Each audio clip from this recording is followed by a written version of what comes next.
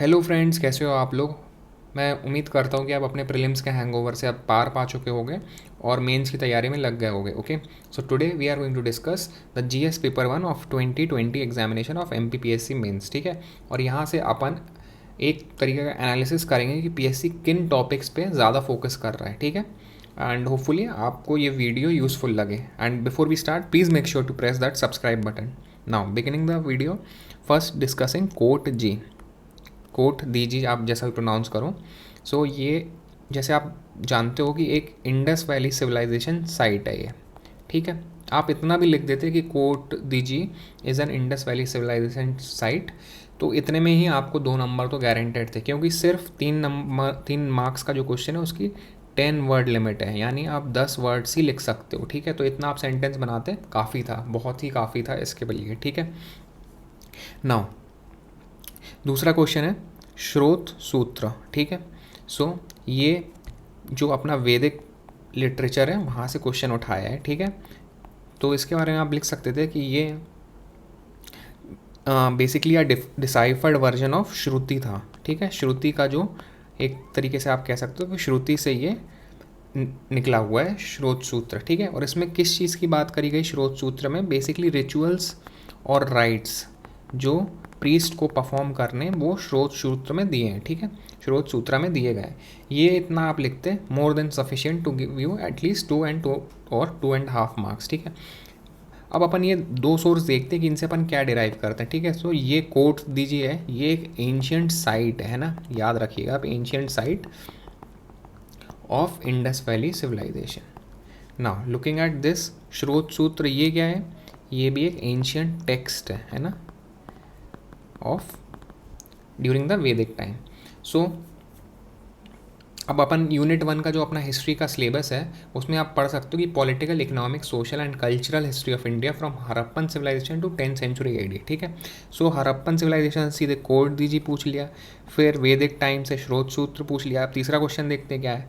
तीसरा क्वेश्चन है अमित्र घात। ठीक है, तो ये भी एंशियंट इंडिया की एक पर्सनैलिटी है, बहुत इंपॉर्टेंट पर्सनैलिटी। ठीक है, एंशियंट पर्सनैलिटी आप कह सकते हो उनको। सो आप देख सकते हो एक पैटर्न टाइप का कि important personalities, important literature, important sites during the time of Harappan civilization to 10th century AD। So ये आपको होपफुली एक आइडिया दे रहा होगा कि किस टाइप के क्वेश्चन आए। अब अमित्र घात के बारे में अगर अपन देखें तो ये कौन थे? बेसिकली ये बिंदुसारा की एक उपाधि थी।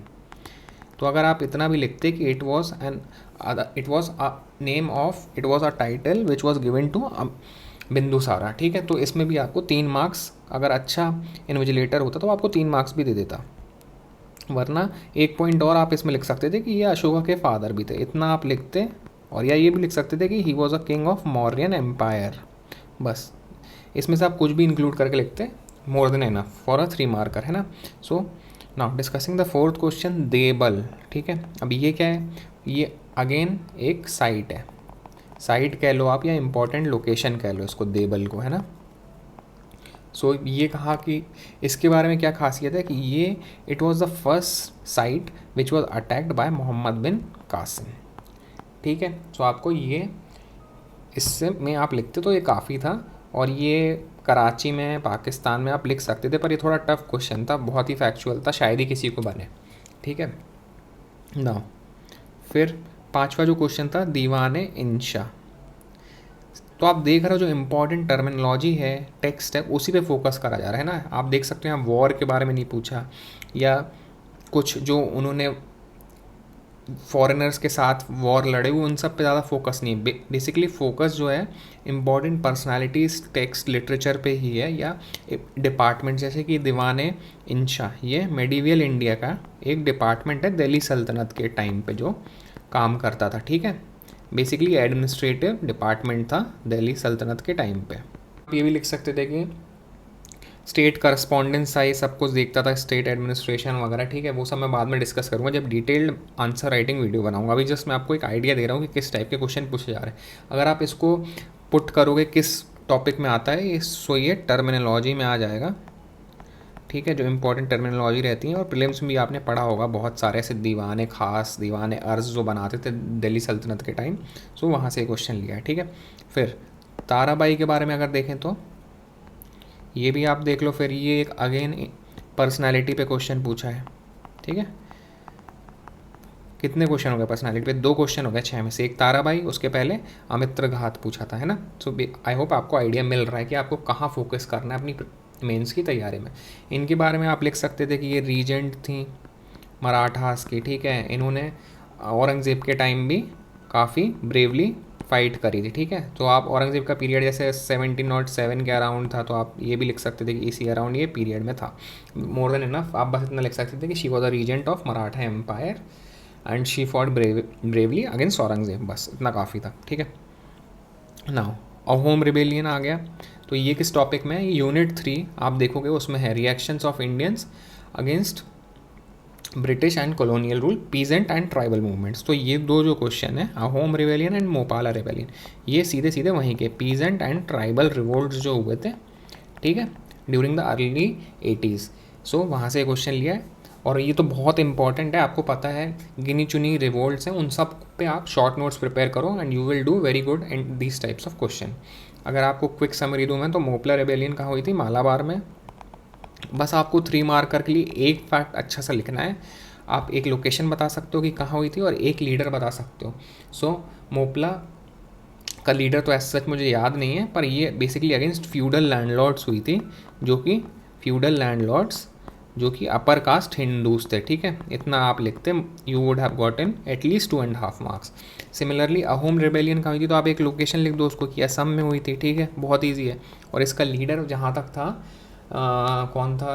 आई थिंक गोमदार करके कुछ था, ठीक है, आप देख लेना एक बार। तो Gomdhar, under the leadership of Gomdhar Ahom rebellion took place. तो आप बहुत अच्छा, इसमें तो आपके 3 मार्क्स गारंटेड है, क्योंकि आपने लोकेशन भी दे दी और लीडर भी दे दिया कि किसकी लीडरशिप में हुआ था, असम एंड गोमदार। सो बहुत अच्छा। फिर आप देख रहे हो कि लाला हरदयाल, अगेन सीधे सीधे नाम दिया, यानी पर्सनालिटी पे क्वेश्चन पूछा है, ठीक है। अब ऐसे यहाँ पे भगत सिंह दे देता या आपको बाल गंगाधर तिलक दे देता, तो आप बस एक आइडिया लगाओ कि आपको किस डायरेक्शन में प्रिपरेशन करनी है, ठीक है। लाला हरदयाल के बारे में आपको पता है कि गदर पार्टी इन्होंने स्टैब्लिश करा था, ठीक है। तो आप बस इतना लिख देते कि he was the founder of Ghadar party and you 3 marks would have been guaranteed, ठीक है।